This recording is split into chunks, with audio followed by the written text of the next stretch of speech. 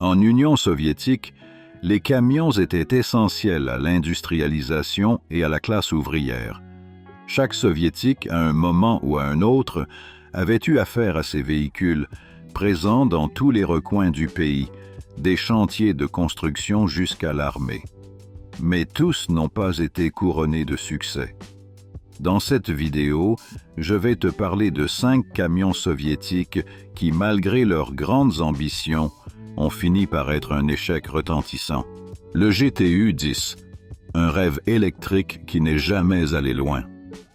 Le premier de ces échecs est le GTU-10, un camion à plateau conçu en 1961 par l'Institut de recherche et de conception de l'industrie du charbon. Ce camion, bien qu'il ait semblé prometteur au départ, avait une conception assez particulière qui le rendait unique en son genre. Basé sur le ZIL 219, le GTU-10 a tenté d'innover dans le domaine du transport lourd en intégrant 2 moteurs électriques DC-202B pour une puissance totale de 172 kW, ce qui lui permettait de fonctionner selon 2 modes différents.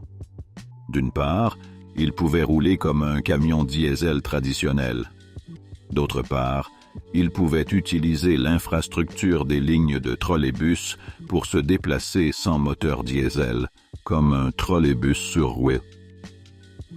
Ce système, emprunté au trolleybus MTB 82, utilisait des pantographes sur le toit pour connecter le camion aux lignes électriques. En théorie, ce concept avait du sens. Le camion pouvait fonctionner de manière autonome là où il n'y avait pas de réseau électrique, mais en s'approchant des lignes de trolleybus, il profitait de l'électricité pour réduire la consommation de carburant. Sa capacité de charge était de 10 tonnes et il atteignait une vitesse maximale de 60 km/h, ce qui en faisait un véhicule intéressant pour l'époque. Il a même été testé sur la plus longue ligne interurbaine du monde, la ligne de trolleybus Simferopol-Yalta, longue de plus de 85 km. Cependant, le GTU-10 a rencontré plusieurs problèmes qui ont fini par le condamner. Les moteurs électriques ajoutaient un poids considérable, réduisant la charge utile d'environ 2 tonnes. De plus, sa vitesse à vide était inférieure à celle d'un trolleybus de passagers, ce qui le rendait plus lent que prévu. Au lieu d'être une solution efficace, le GTU-10 devenait un obstacle pour le reste du trafic, avançant péniblement sur les routes. Après les essais, le véhicule a été envoyé au service de maintenance des trolleybus de Simferopol, où il fut démonté et modifié, tombant dans l'oubli comme une idée ratée de l'ingénierie soviétique. ZIS-151, un camion militaire qui n'a pas tenu ses promesses. Un autre camion qui n'a pas atteint le succès attendu fut le ZIS-151, produit en série à partir de 1948 à l'usine automobile de Moscou, portant le nom de Joseph Staline. Ce camion à 3 essieux était principalement conçu pour l'armée soviétique afin de transporter du matériel, du personnel et de tracter des pièces d'artillerie. C'était le premier camion soviétique de série doté de ponts doubles, offrant une meilleure stabilité et capacité de charge. Avec un moteur 6 cylindres de 5,5 litres développant 90 chevaux, le ZS-151 n'était pas particulièrement rapide, mais on comptait sur lui pour être performant en terrain difficile. Son châssis à 3 essieux moteurs, sa cabine à 3 places et sa plateforme avec banc en treillis en faisaient un candidat idéal pour l'armée, qui avait besoin d'un véhicule capable de franchir des obstacles dans des conditions extrêmes. Sa capacité de charge était de 4,5 tonnes et les roues jumelées de l'essieu arrière aidaient à mieux répartir le poids, ce qui aurait dû améliorer la stabilité. Pourtant, le ZS-151 souffrait de plusieurs faiblesses. Sa capacité de franchissement en terrain difficile était limitée. De nombreux conducteurs, se plaignait qu'il n'était pas aussi efficace que des modèles plus petits, comme le GAZ-63, qui, malgré ses 2 essieux, avait une meilleure traction dans la boue et la neige. Souvent, le GAZ-63 devait tirer le ZIS 151 hors de situations difficiles, car les roues arrière du ZIS se remplissaient vite de boue, réduisant fortement la traction. Son appétit en carburant était également un problème. Il consommait jusqu'à 50 litres au 100 km/h en conditions normales et bien plus en terrain difficile, le rendant peu pratique pour de longues distances.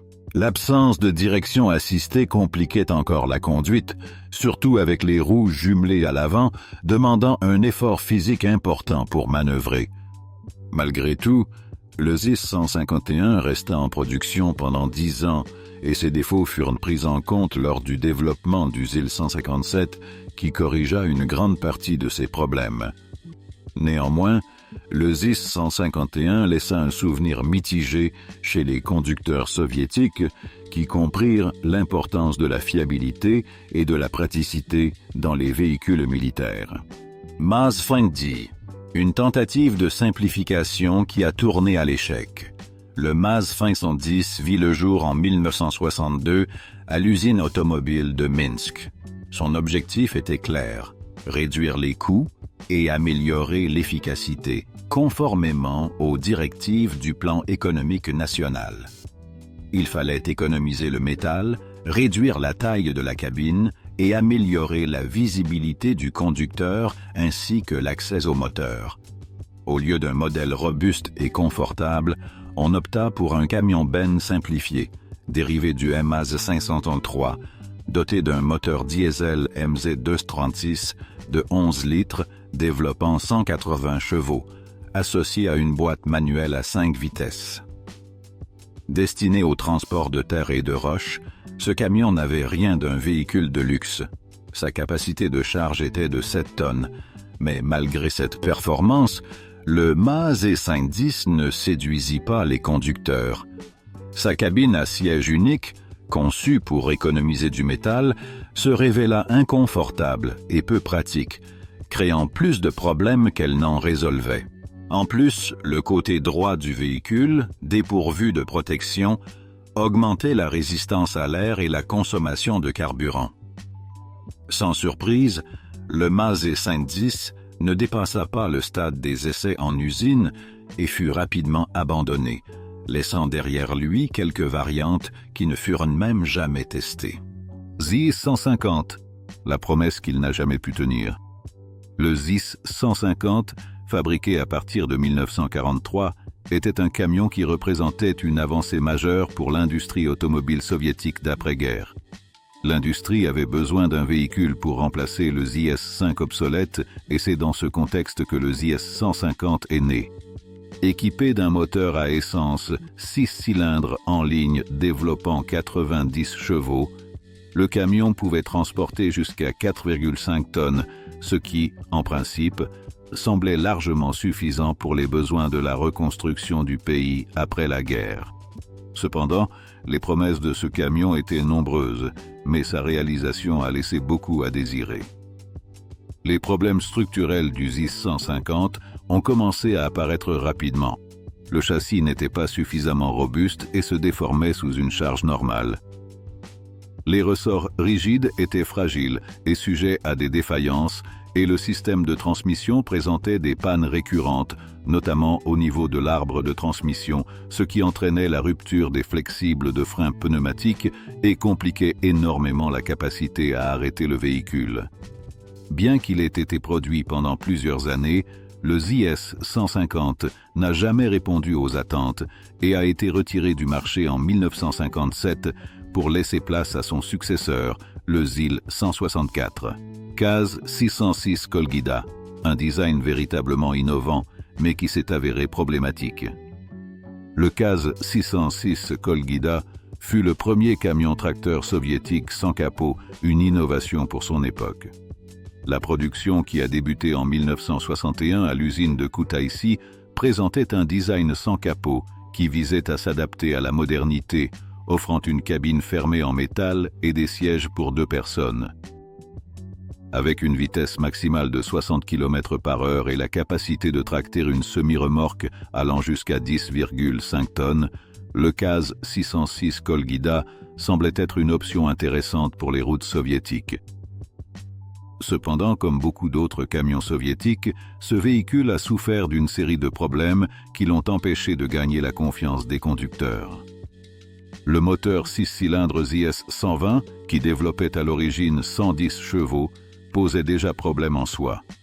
Non seulement il consommait une grande quantité de carburant, jusqu'à 50 litres au 100 km, mais la conception du camion était loin d'être idéale. La base du véhicule était petite, ce qui compliquait la lubrification de l'essieu arrière et augmentait le risque de surchauffe. L'accès au moteur était peu pratique, car il se faisait par une trappe amovible, et la cabine, qui fut plus tard rendue basculante, se détachait parfois d'elle-même, ce qui faisait que le conducteur se retrouvait littéralement projeté avec le camion. Les joints de la cabine étaient de mauvaise qualité, ce qui laissait passer la saleté et les gaz d'échappement à l'intérieur du véhicule. Malgré ces défauts, la production du KAZ 606 Kolguida s'est poursuivie jusqu'en 1968, mais il n'a jamais réussi à laisser une impression positive. Les conducteurs n'aimaient pas ce camion et il est devenu une blague courante parmi eux.